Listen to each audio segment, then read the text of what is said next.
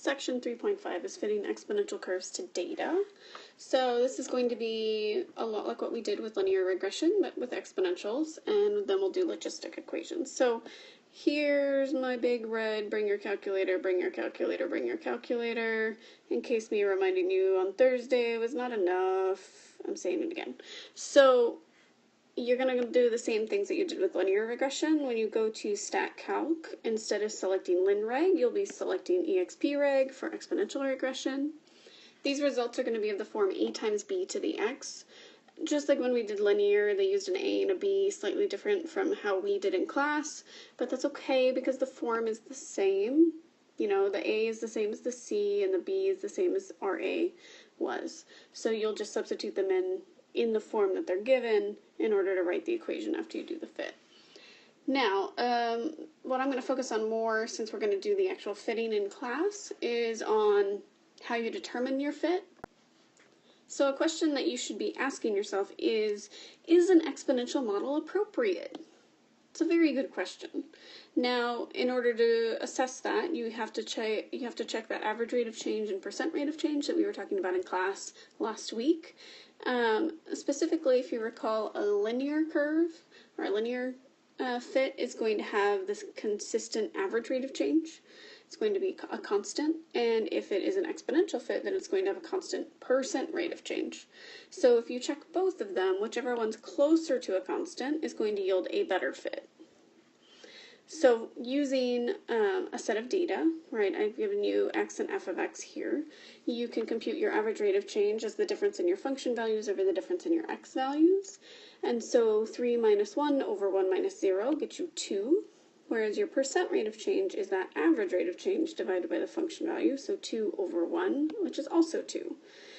Now, if you look at your average rate of change for this data set, all of those values, 2, 5, 17, 60, 165, those are nowhere near constant. Those are all over the place. They're increasing kind of rapidly. Whereas if you look at the percent rate of change, we have 2, 1.67, 2.125, 2.4, 1.94. These are all very close to 2. So that implies that an exponential fit is going to be very good. So even though they're not exactly 2, you're still going to get a pretty good exponential fit. If you want to give it a try with your calculator, then you should get something like 0.9578 times 3.028 to the x. That's what I got. And my correlation coefficient here is 0.9996. So that means that it's a very, very good fit, which you probably recall from when we did linear fit. Now, to move on quickly, modeling logistic growth.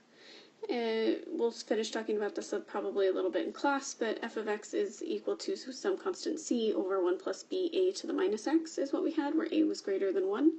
C in this case was your carrying capacity, b came from your initial value, and a was again your growth factor. So for fitting purposes though, your calculator again has a slightly different form. So its form is c over 1 plus a e to the minus bx. So e is an irrational constant that exists, and it's constant. It's a fixed constant that shows up in a lot of physical problems, but we're not talking about it yet. We haven't gotten there. So we'll discuss it a bit more in section 4.5 when we actually talk about e and natural log. But for now, just treat it as a known constant where e to the b is the same as our old b value, right? It's that same thing that we did in the earlier section where we were changing the time periods. You're just changing your growth factor in effect to model it with respect to this e constant.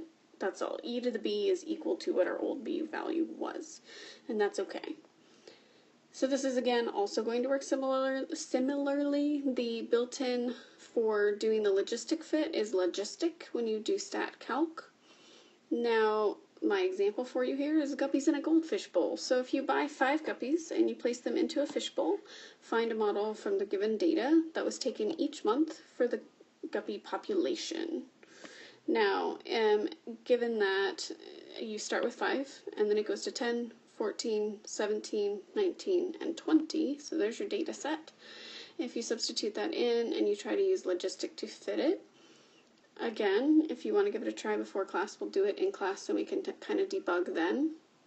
If you tried it, you should get something that is close to 20 over 1 plus 3 times e to the negative x, which means your a value is 3, your b value is 1, and your c value is 20.